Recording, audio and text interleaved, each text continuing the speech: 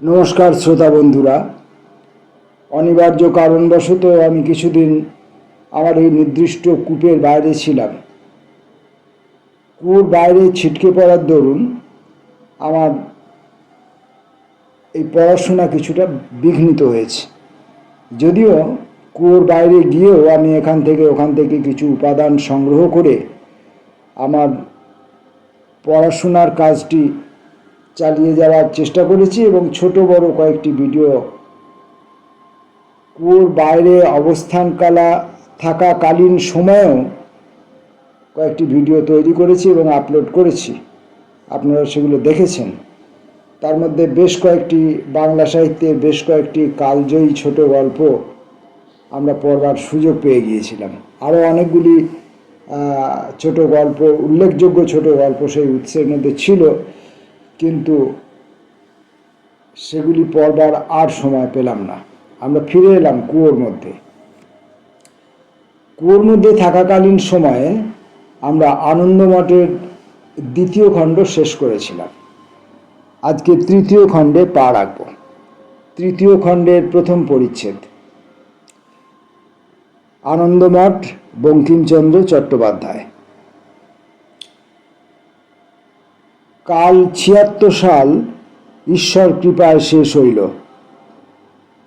বাঙ্গালার ৬ আনা রকম মনুষ্যকে কত কোটি তা কে জানে জমপুরে প্রেরণ করাইয়া সেই দুর্বৎসর নিজে কালগ্রাসে পতিত হইল। ৭৭ সালে ঈশ্বর সুপ্রসন্ন হইলেন। সুবৃষ্টি হইল, পৃথিবী শস্যশালিনী হইল। যাহারা বাঁচিয়া ছিল তাহারা পেট ভরিয়া খাইল। অনেকে অনাহারে বা অল্পাহারে রুগ্ন হইয়াছিল, পূর্ণ আহার একেবারে সহ্য করিতে পারিল না, অনেকে তাহাতেই মরিল।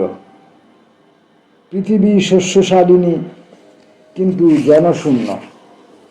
গ্রামে গ্রামে খালি বাড়ি পড়িয়া পশুগণের বিশ্রাম ভূমি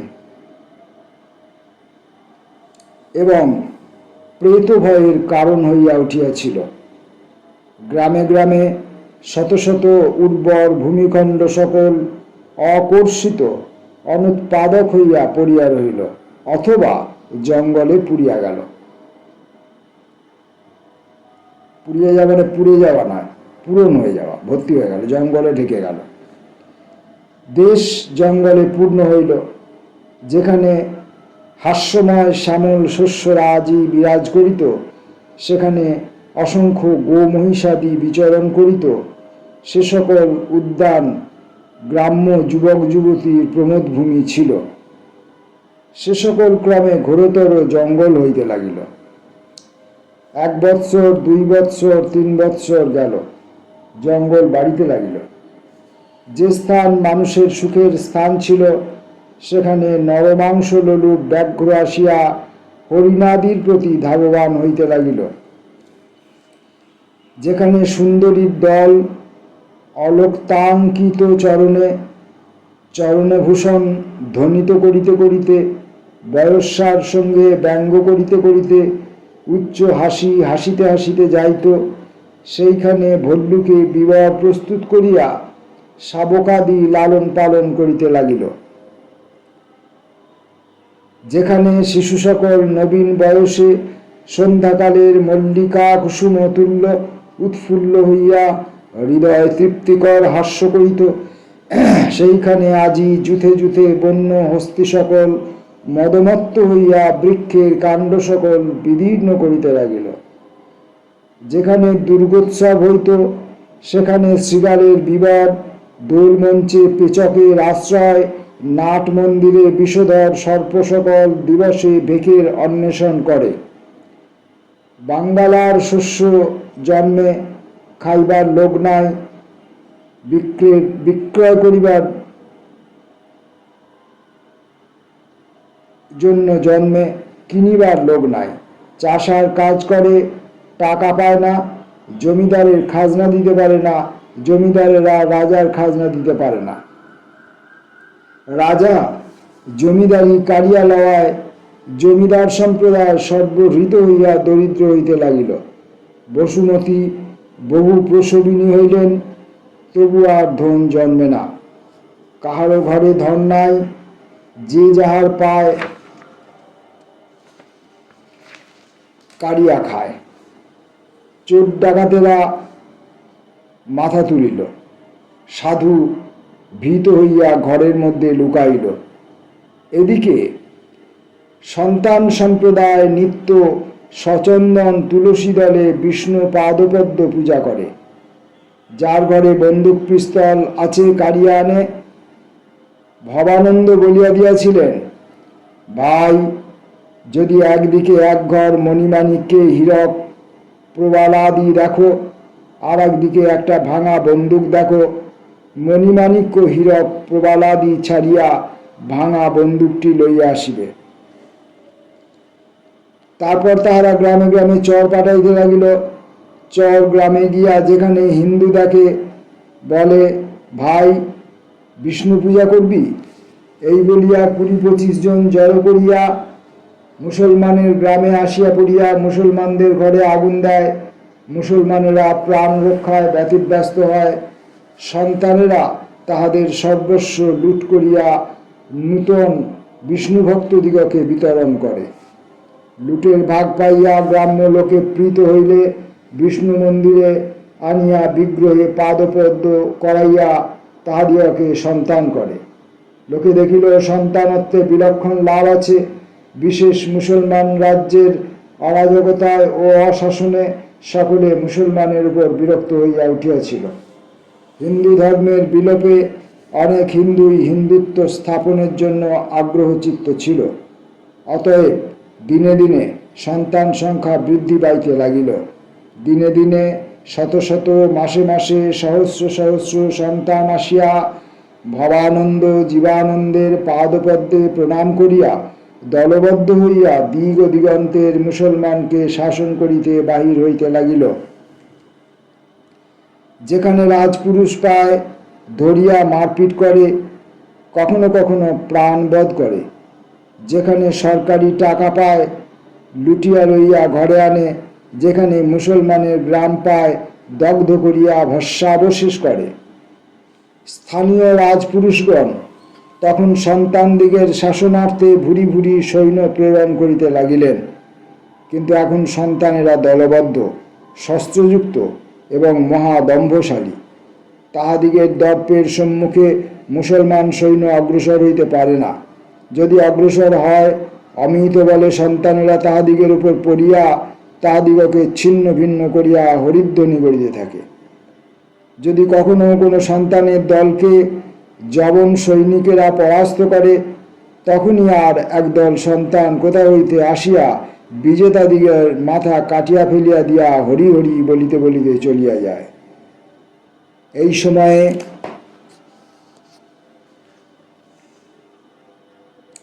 প্রথিতনামা ভারতীয় ইংরাজ কুলের প্রাতঃসূর্য ওয়ারেন হেস্টিংস সাহেব, ভারতবর্ষের গভর্নর জেনারেল, কলিকাতায় বসিয়া লোহার শিকল গড়িয়া তিনি মনে মনে বিচার করিলেন যে এই শিকলে আমি সদ্বীপা সসাগরা ভারতভূমিকে বাঁধিব। একদিন জগদীশ্বর সিংহাসনে বসিয়া নিঃসন্দেহে বলিয়াছিলেন, তথাস্তু। কিন্তু সেদিন এখন দূরে। আজিকার দিনে সন্তানদিগের ভীষণ হরিধ্বনিতে ওয়ারেন হেস্টিংস বিকম্পিত হইলেন। ওয়ারেন হেস্টিংস প্রথমে ফৌজদারি সৈন্যের দ্বারা বিদ্রোহ নিবারণের চেষ্টা করিয়াছিলেন। কিন্তু ফৌজদারি সিপাহীর এমনই অবস্থা হইল যে তাহারা কোনো বৃদ্ধা স্ত্রীলোকের মুখেও হরিনাম শুনিলে পলায়ন করিত। অতএব নিরুপায় দেখিয়া ওয়ারেন হেস্টিংস ক্যাপ্টেন টমাস নামক একজন সুদক্ষ সৈনিককে অধিনায়ক করিয়া একদল কোম্পানির সৈন্য বিদ্রোহ নিবারণের জন্য প্রেরণ করিলেন। ক্যাপ্টেন টমাস পৌঁছিয়া বিদ্রোহ নিবারণের অতি উত্তম বন্দোবস্ত করিতে লাগিলেন। রাজার সৈন্য ও জমিদারদিগের সৈন্য চাহিয়া লইয়া কোম্পানির সুশিক্ষিত অস্ত্রযুক্ত অত্যন্ত বলিষ্ঠ দেশি বিদেশি সৈন্যের সঙ্গে মিলাইলেন। পরে সেই মিলিত সৈন্যদলে বিভক্ত করিয়া সে সকলের আধিপত্যে উপযুক্ত যোদ্ধিবর্গকে নিযুক্ত করিলেন। পরে সেই সকল যোদ্ধিবর্গকে দেশ ভাগ করিয়া দিলেন, বলিয়া দিলেন, তুমি অমুক প্রদেশে জেলিয়ার মতো জাল দিয়া ছাঁকিতে ছাঁকিতে যাইবে, যেখানে বিদ্রোহী দেখিবে পিপিলিকার মতো তার প্রাণ সংহার করিবে। কোম্পানির সৈনিকেরা কেহ গাঁজা, কেহ রম মারিয়া বন্ধুকে সঙ্গিন চড়াইয়া সন্তান বধে ধাবিত হইল, কিন্তু সন্তানেরা এখন অসংখ্য অজেয়। ক্যাপ্টেন টমাসের সৈন্যদল চাষার কাস্তের নিকট শস্যের মতো কর্তৃত হইতে লাগিল। হরি হরি ধ্বনিতে ক্যাপ্টেন টমাসের কর্ণ বধির হইয়া গেল। এই ছিল প্রথম খণ্ডের তৃতীয় খণ্ডের প্রথম পরিচ্ছেদ। যেহেতু আমরা দীর্ঘদিন কুয়োর বাইরে ছিলাম, আমরা অনেকদিন আনন্দমঠ পড়তে পাইনি, তাই আজকে আমরা তৃতীয় খণ্ডের আরেকটি পরিচ্ছেদ, দ্বিতীয় পরিচ্ছেদটিও পড়াশোনা করব।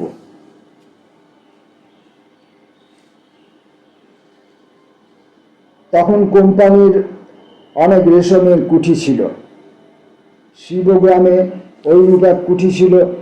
ডনিওয়ার্থ সাহেব সেই কুঠির ফ্যাক্টর অর্থাৎ অধ্যক্ষ ছিলেন। তখনকার কুঠি সকলের রক্ষার জন্য সুব্যবস্থা ছিল। ডনিওয়ার্থ সাহেব সেই জন্য কোনো প্রকারে প্রাণ রক্ষা করিতে পারিয়াছিলেন, কিন্তু তাহার স্ত্রী কন্যাদিগকে কলিকাতায় পাঠাইয়া দিতে বাধ্য হইয়াছিলেন, এবং তিনি স্বয়ংও সন্তানদিগের দ্বারা উৎপীড়িত হইয়াছিলেন। সেই প্রদেশে সেই সময়ে ক্যাপ্টেন টমাস সাহেব 2-4 দল ফৌজ লইয়া তশরিফ আনিয়াছিলেন।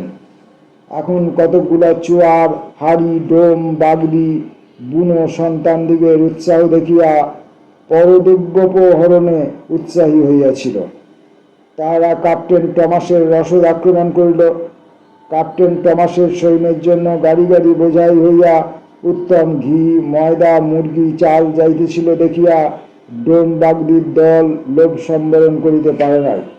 তাহারা গিয়া গাড়ি আক্রমণ করিল, কিন্তু ক্যাপ্টেন টমাসের সিপাহীদের হস্তস্থিত বন্দুকে 2-4টি গুঁতা খাইয়া ফিরিয়া আসিল। ক্যাপ্টেন টমাস তৎক্ষণে কলিকাতায় রিপোর্ট পাঠাইলেন যে আজ 157 জন সিপাহী লইয়া 14,700 বিদ্রোহী পরাজয় করা গিয়াছে। বিদ্রোহীদের মধ্যে 2,153 জন মরিয়াছে, আর 1,233 জন আহত হইয়াছে, 7 জন বন্দী হইয়াছে। কেবল শেষ কথাটি সত্য। ক্যাপ্টেন টমাস দ্বিতীয় ব্লেমিম বা রসবাকের যুদ্ধ জয় করিয়াছি মনে করিয়া গোঁপ দাড়ি মুচড়াইয়া নির্ভয়ে ইতস্তত বেড়াইতে লাগিলেন, এবং ডনিওয়ার্থ সাহেবকে পরামর্শ দিতে লাগিলেন যে আর কি, এক্ষণে বিদ্রোহ দমন হইয়াছে, তুমি স্ত্রী পুত্রদিগকে কলকাতা হইতে লইয়া আইস। ডনিওয়ার্থ সাহেব বলিলেন, তা হইবে, আপনি 10 দিন এখানে থাকুন, দেশ আর একটু স্থির হোক, স্ত্রী পুত্র লইয়া আসিব। ডনিওয়ার্থ সাহেবের ঘরে পালা, মাটন, মুরগি ছিল। পনিরও তাহার ঘরে অতি উত্তম ছিল। নানাবিধ পণ্য পক্ষী তাহার টেবিলের শোভা সম্পাদনা করিত। শ্বশ্রুমান বাবুর্চির দ্বিতীয় দ্রৌপদী। সুতরাং বিনা বাক্য ব্যয়ে ক্যাপ্টেন টমাস সেইখানে অবস্থিতি করিতে লাগিলেন। এদিকে ভবানন্দ মনে মনে গড়গড় করিতেছে, ভাবিতেছে কবে এই ক্যাপ্টেন টমাস সাহেব বাহাদুরের মাথাটি কাটিয়া দ্বিতীয় সম্বরারি বলিয়া উপাধি ধারণ করিবে। ইংরেজ যে ভারতবর্ষের উদ্ধার সাধনের জন্য আসিয়াছিল, সন্তানেরা তাহা তখন বুঝে নাই। কি প্রকারে বুঝিবে? ক্যাপ্টেন টমাসের সমসাময়িক ইংরেজরাও তাহা জানিতেন না, কেবল বিধাতার মনে মনেই এই কথা ছিল। ভবানন্দ ভাবিতেছিলেন, এ অসুরের বংশ একদিন নিপাত করিব। সকলে জমা হোক, একটু অসতর্ক হোক, আমরা একটু তফাৎ থাকি। সুতরাং তাহারা একটু তফাৎ রইল। ক্যাপ্টেন টমাস সাহেব নিষ্কণ্টক হইয়া দ্রৌপদীর গুণগ্রহণে মনোযোগ দিলেন। সাহেব বাহাদুর শিকার বড় ভালোবাসেন। মধ্যে মধ্যে শিবগ্রামের নিকটবর্তী অরণ্যে মৃগয়ায় বাহির হইলেন। একদিন ডন ওয়াট সাহেবের সঙ্গে অশ্বারোহণে কতগুলি শিকারী লইয়া ক্যাপ্টেন টমাস শিকারে বাহির হইয়াছিলেন। বলিতে কি, টমাস সাহেব অসম সাহসিক, বলবীর্যে ইংরাজ জাতির মধ্যে অতুল্য। সেই নিবিড় অরণ্য ব্যাঘ্র, মহিষ, ভল্লুকাদিতে অতিশয় ভয়ানক। বহুদূর আসিয়া শিকারীরা আর যাইতে অস্বীকৃত হইল, বলিল, ভিতরে আর পথ নাই, আমরা আর যাইতে পারিব না। ডন ওয়াট সাহেব সেই অরণ্য মধ্যে এমন ভয়ঙ্কর ব্যাঘ্রের হাতে পড়িয়াছিলেন যে তিনি আর যাইতে অনিচ্ছুক হইলেন। তারা সকলে ফিরিতে চাইলেন। ক্যাপ্টেন টমাস বলিলেন, তোমরা ফেরো, আমি ফিরিব না। এই বলিয়া ক্যাপ্টেন সাহেব নিবিড় অরণ্য মধ্যে প্রবেশ করিলেন। বস্তুত অরণ্য মধ্যে পথ ছিল না, অশ্ব প্রবেশ করিতে পারিল না। কিন্তু সাহেব ঘোড়া ছাড়িয়া দিয়া কাঁধে বন্দুক লইয়া একা অরণ্য মধ্যে প্রবেশ করিলেন। প্রবেশ করিয়া ইতস্তত ব্যাঘ্রের অন্বেষণ করিতে করিতে ব্যাঘ্র দেখিলেন না। কি দেখিলেন? এক বৃহৎ বৃক্ষতলে প্রস্ফুটিত ফুল্লকুসুমযুক্ত লতা গুল্মাদিত বেষ্টিত বসিয়া কে? এক নবীন সন্ন্যাসী। রূপে বন আলো করিয়াছে। প্রস্ফুটিত ফুল যেন সেই স্বর্গীয় বপুর সংসর্গে অধিকতর সুগন্ধযুক্ত হইয়াছে। ক্যাপ্টেন টমাস সাহেব বিস্মিত হইলেন। বিস্ময়ের পরেই তার ক্রোধ উপস্থিত হইল। ক্যাপ্টেন সাহেব দেশি ভাষা বিলক্ষণ জানিতেন। বলিলেন, তুমি কে? সন্ন্যাসী বলিল, আমি সন্ন্যাসী। ক্যাপ্টেন বলিলেন, তুমি রিবেল। সন্ন্যাসী, সে কি? ক্যাপ্টেন, আমি তোমায় গুলি করিয়া মারিব, মারো। ক্যাপ্টেন একটু সন্দেহ করিয়াছিলেন যে গুলি মারিবেন কিনা। এমন সময় বিদ্যুৎ বেগে সেই নবীন সন্ন্যাসী তাহার উপর পড়িয়া তাহার হাত হইতে বন্দুক কাড়িয়া রইল। সন্ন্যাসী ব্রক্ষা চর্ম, বরণ চর্ম খুলিয়া ফেলিয়া দিল, এক টানে জটা খুলিয়া ফেলিল। ক্যাপ্টেন সাহেব দেখিলেন অপূর্ব সুন্দরী স্ত্রীমূর্তি। সুন্দরী হাসিতে হাসিতে বলিলেন, সাহেব, আমি স্ত্রীলোক, কাহাকেও আঘাত করি না। তোমাকে একটা কথা জিজ্ঞাসা করিতেছি। হিন্দু মুসলমানে মারামারি হইতেছে, তোমরা মাঝখানে কেন? আপনার ঘরে ফিরিয়া যাও। সাহেব বলিলেন, তুমি কে? দেখিতেছ সন্ন্যাসিনী, যাহাদের সঙ্গে লড়াই করিতে আসিয়াছ তাহাদের কাহারও স্ত্রী। তুমি আমারা গড়ে থাকিবে। কি? তোমার উপপত্নী স্বরূপ? স্ত্রীর মঠ থাকিবেই পারো, লেগেন শাদী হইব না। আমারও একটা জিজ্ঞাসা আছে। আমাদের ঘরে একটি রূপী বাঁদর ছিল, সেটা সম্প্রতি মরে গেছে, কোটর খালি পড়ে আছে, কোমরে ছেকল দেব। তুমি সেই কোটরে থাকবে? আমাদের বাগানে বেশ মর্তমান কলা হয়। সাহেব বলল, তুমি বড় স্পিরিটেড ওয়াম্যান আছো, তোমার কারেজে আমি খুশি আছে। তুমি আমার গড়ে চলো। তোমার স্বামী যুদ্ধে মরিয়া যাইব, তখন তোমার কি হইব? তবে তোমার আমার একটা কথা থাক, যুদ্ধ তো 2-3 দিন 4 দিনে হইবেই। যদি তুমি যেত, তবে আমি তোমার উপপত্নী হইয়া থাকিব স্বীকার করিতেছি, যদি বাঁচিয়া থাকি। আর আমরা যদি জিতি, তবে তুমি আসিয়া আমাদের কোটরে বাঁদর সেজে কলা খাবে তো? কলা খাইতে উত্তম জিনিস এখন আছে, নে তোর বন্দুক নে। এমন বুনো জেতের সঙ্গেও কেউ কথা কয়? শান্তি বন্দুক ফেলিয়া দিয়া হাসিতে হাসিতে চলিয়া গেল। বঙ্কিমচন্দ্র চট্টোপাধ্যায়ের আনন্দমঠের তৃতীয় খণ্ডের প্রথম পরিচ্ছেদ এবং দ্বিতীয় পরিচ্ছেদ পড়লাম।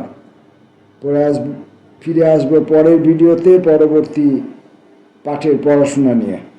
ততক্ষণের জন্য নমস্কার।